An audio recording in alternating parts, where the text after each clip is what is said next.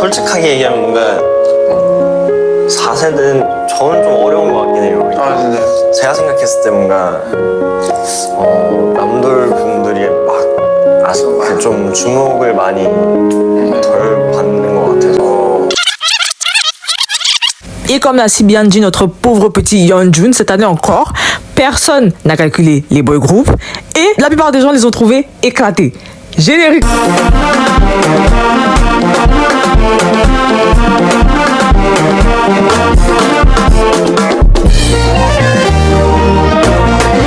À l'approche de cette nouvelle année 2025, on en vient toujours au même constat durant ces 3 dernières années consécutives. Pourquoi les girl groups roulent autant sur les boy groups et les boy groups, on dirait, sont en voie d'extinction? Parce que oui, je sais ce que vous allez me dire déjà. Vous allez me dire oui, non, mais c'est depuis 2022, avec l'arrivée des derniers girl groups de la 4e génération tels que New Jeans et Le Seraphim. Elles ont fait des hits sur des hits et donc du coup, ça a mis dans l'ombre les boy groups. Ah, c'est quoi cette excuse-là? Vous avez qu'à faire des hits eux aussi. Je comprends pas le délire. Mais si vous observez bien la timeline de la K-pop, vous n'êtes pas sans savoir que les girl groups ont toujours été plus mainstream contrairement aux boy groups. Du fait que les boy groups, s'ils tiennent dans le temps, même avec de mauvaises musiques, c'est grâce à leur fanbase. Leurs fans, ils sont super dévoués à leur groupe. Qu'ils fassent de mauvais travaux ou de bons travaux. Mauvaise musique ou bonne musique, ils seront là et ils vont dire que c'est la meilleure musique de 2024. C'est n'importe quoi. Contrairement aux girl groups qui, pour subsister, doivent faire de bonne musique et plaire au public. Parce qu'il faut se rappeler, là on est dans le monde de la K-pop, donc ce sont des produits, il faut qu'elles soient vendables.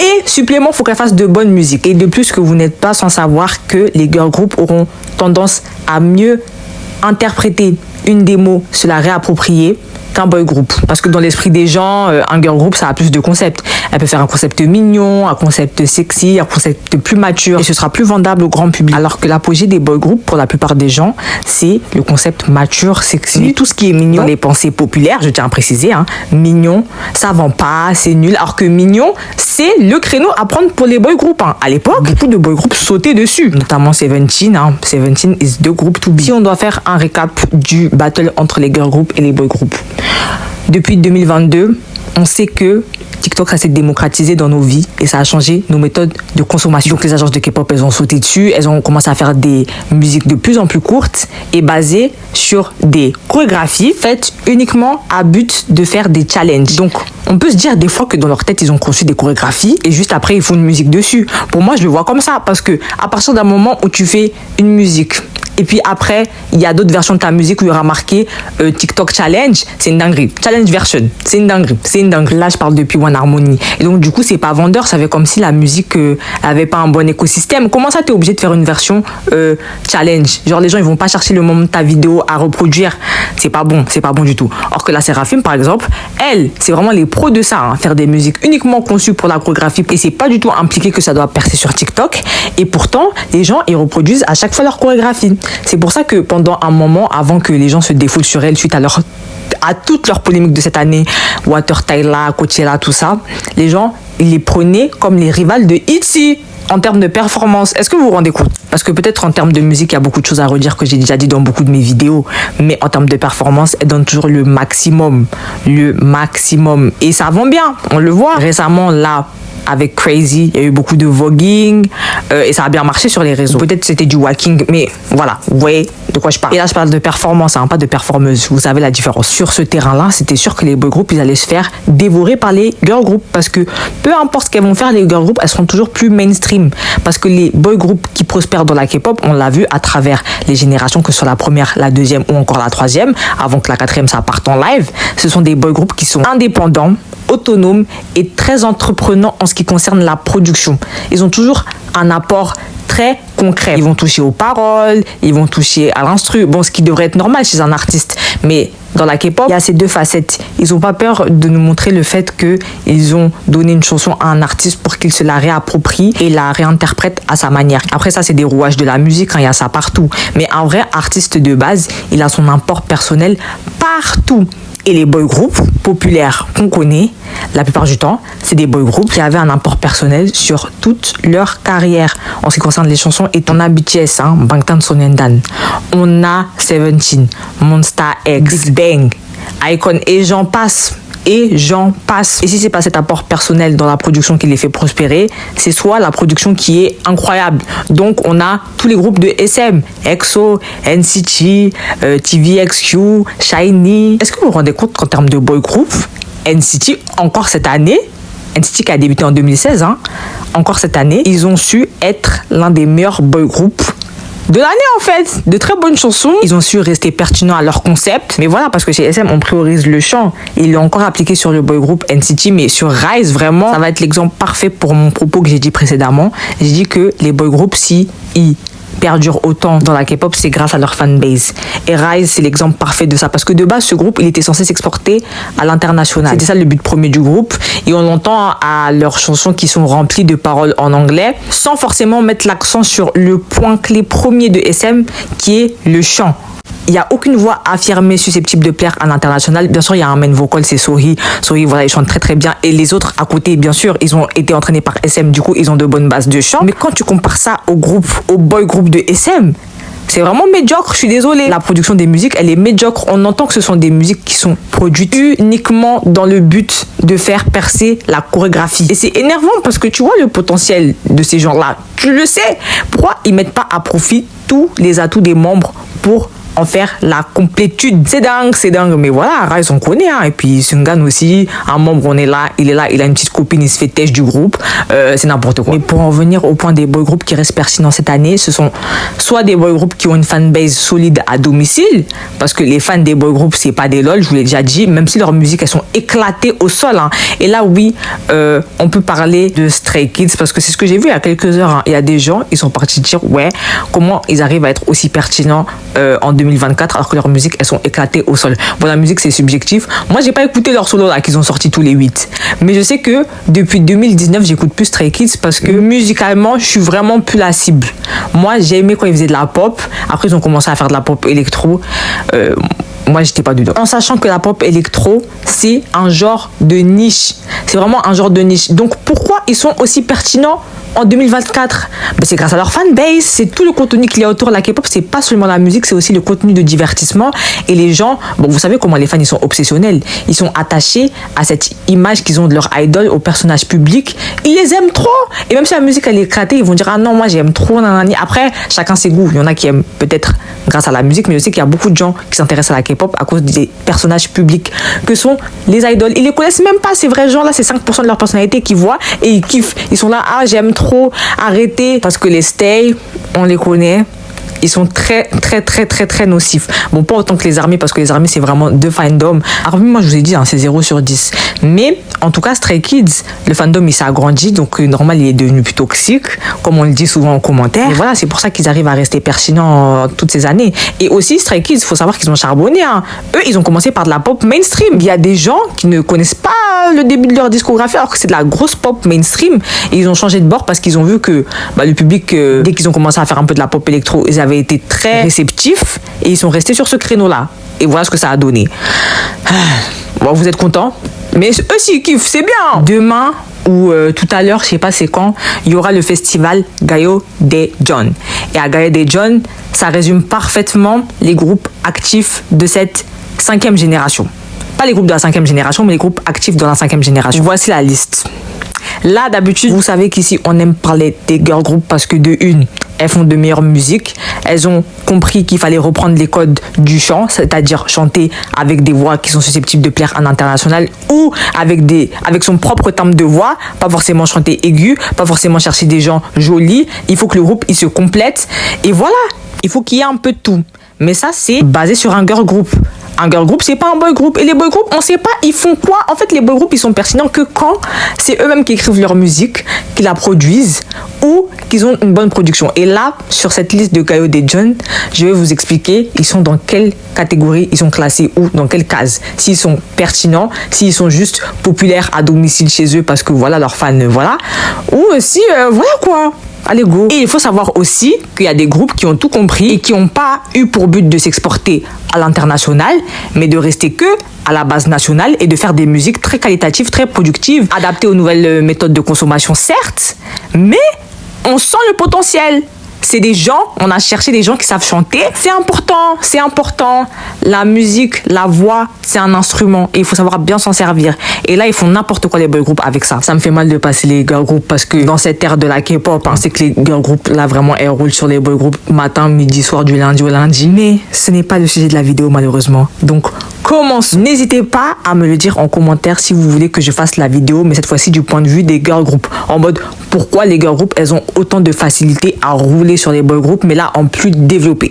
Dites-le moi en commentaire. Comme vous pouvez le voir ci-dessus, sur cette liste de Gayo et John, tous les groupes, ils sont classés par ordre chronologique, par ordre par lequel ils ont débuté, par Sum Benim jusqu'à Rookie. Là, il est solo, mais commençons par qui fait partie du groupe très populaire qui est SHINee. Concernant SHINee, c'est un groupe sous SM, donc ils ont une très bonne production. Chez SM implique aussi que si t'es trop éclaté en chant, on te laissera jamais chanter de ta vie entière. Donc ils ont mis à profit les atouts différents de chaque membre pour rendre le groupe plus complet. Donc SM implique aussi très bons chanteurs, excellents chanteurs.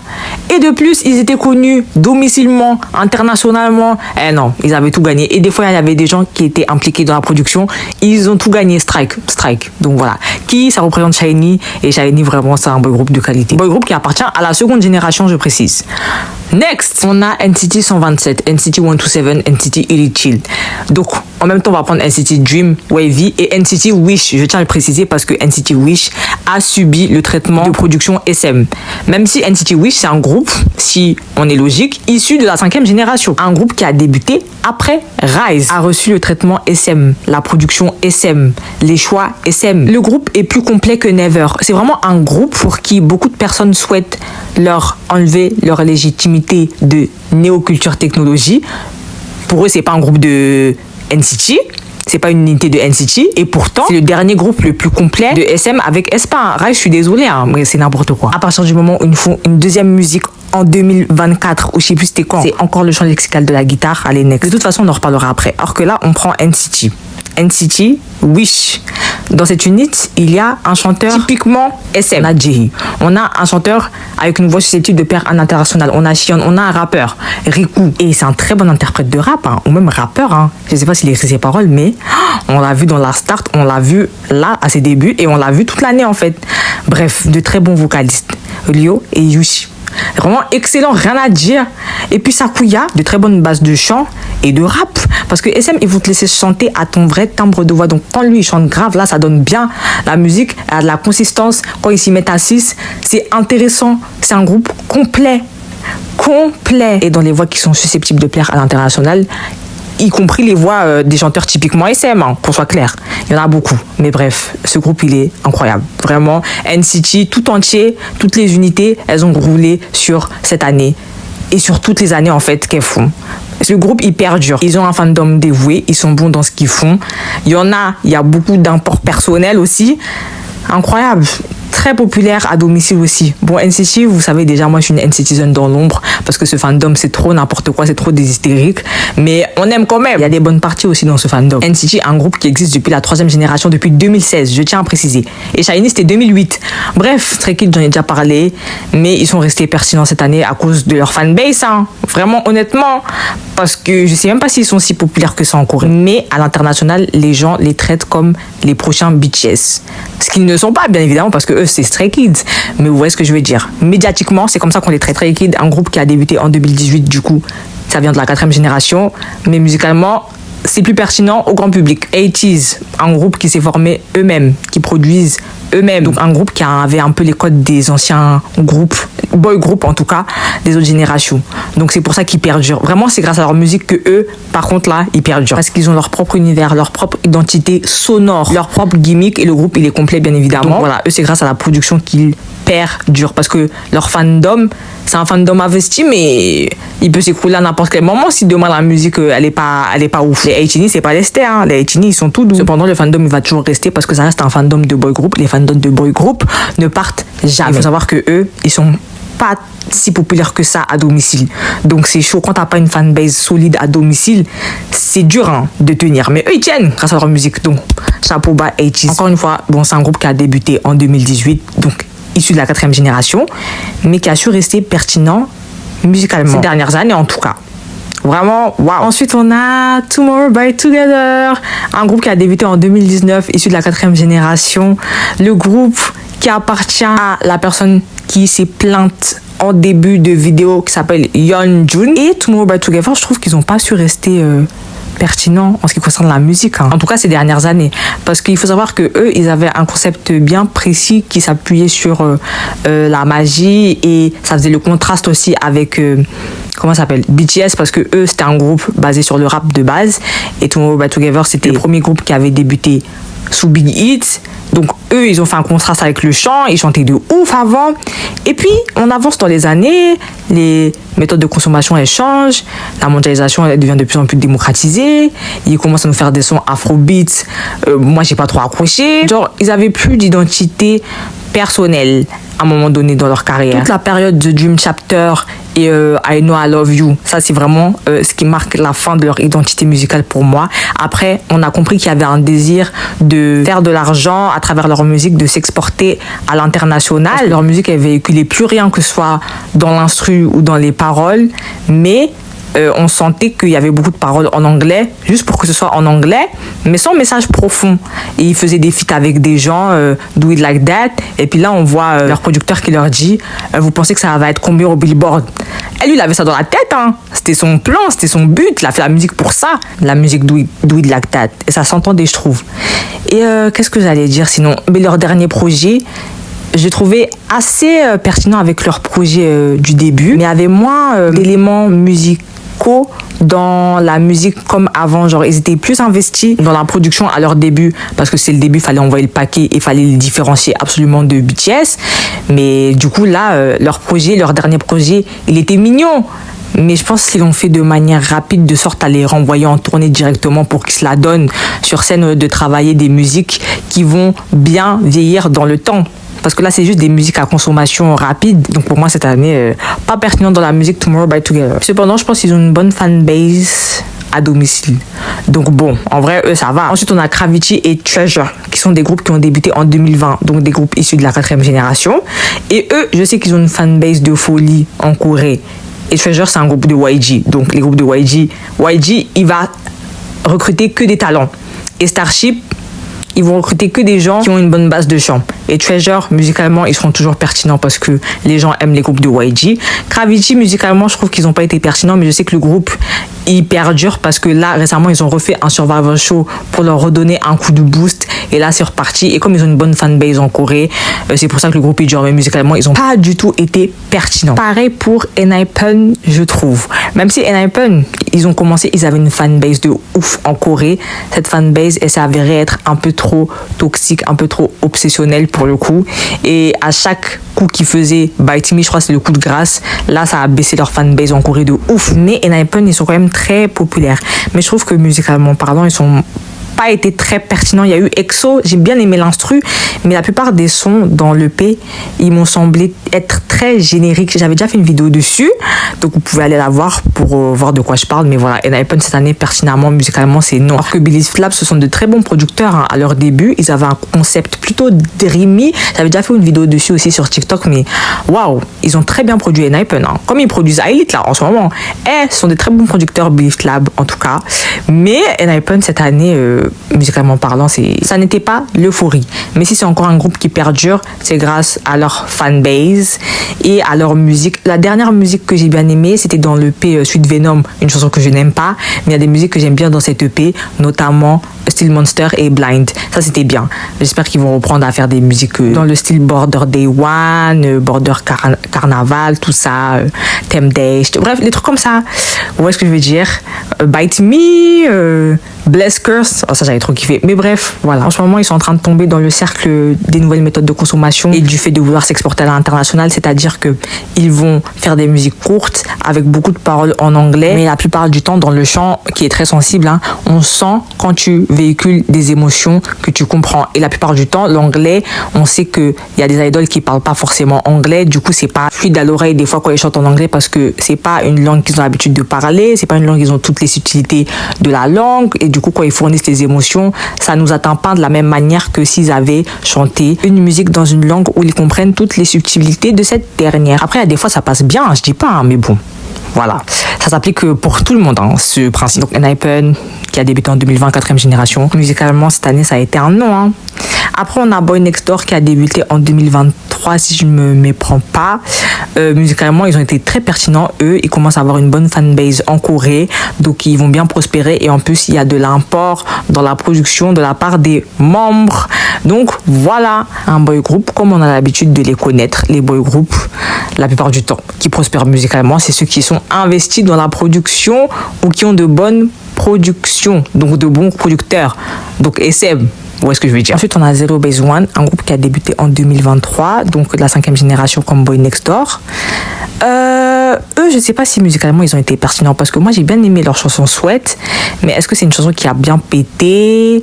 Je sais qu'ils sont populaires en Corée dû à Boys Planet, donc ils seront toujours connus d'une manière ou d'une autre. Vous voyez pas que tous les boy groupes que je vous ai dit, ils sont connus, mais c'est vraiment leur fandom qui les tiennent. Hein. Si c'est pas musicalement qu'ils tiennent, c'est leur fandom, ils les tiennent. C'est pour ça qu'ils se font rouler dessus musicalement. D'autant plus qu'il n'y a pas de réelle concurrence comme il y avait à l'époque. À l'époque, il y avait une vraie concurrence entre les boy groups. C'est ça qui faisait monter la qualité de leur musique. BTS contre EXO, Army XOL, qui va l'emporter, le chant ou le rap.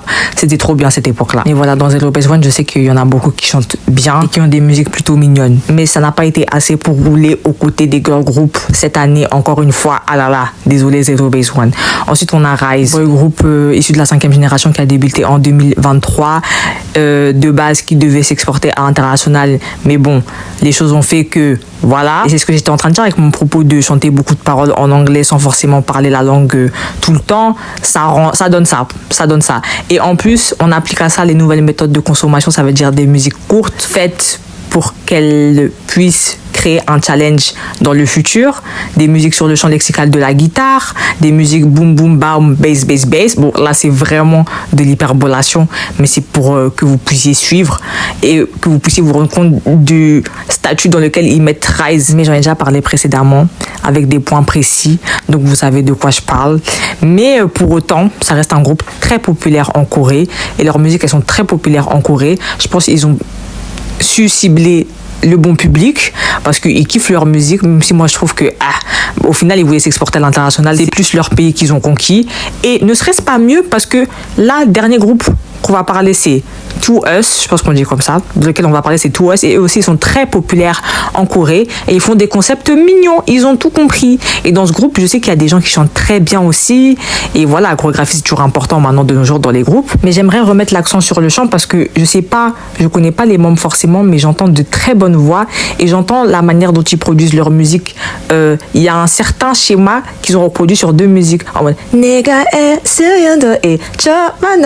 bref, c'est un peu le même chant musical, mais les musiques elles sont vraiment bonnes. Bon, je sais que c'est des musiques où j'écoute que certaines parties, pas en entier, mais il y a des petites parties que je suis en mode waouh, ils ont bien fait ça, ils ont mis des harmonies, chanté des octaves différentes et tout, mais assez court et assez conséquent pour s'adapter aux nouvelles méthodes de consommation et assez pertinent pour attirer un public cohérent à leur concept, c'est que ça fasse d'eux un groupe très pertinent musicalement cette année.